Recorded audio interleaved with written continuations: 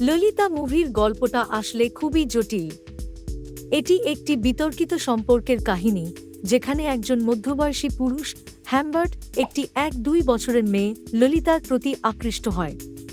হ্যামবার্টের চরিত্রের মধ্যে রয়েছে গভীর আবেগ এবং অন্ধকার দিক, যা আমাদের মানবিক সম্পর্কের জটিলতা তুলে ধরে। ললিতা তার ইনোসেন্স এবং শৈশবের প্রতীক, কিন্তু হ্যামবার্টের প্রতি তার আকর্ষণ তাকে বিপদে ফেলে।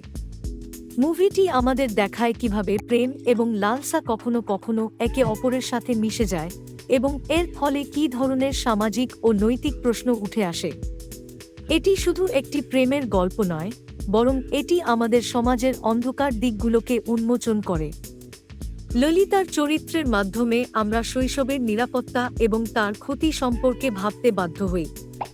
এই মুভি আমাদের মনে করিয়ে দেয়, প্রেমের নামে কখনো কখনো আমরা কতটা অন্ধকারে চলে যেতে পারি।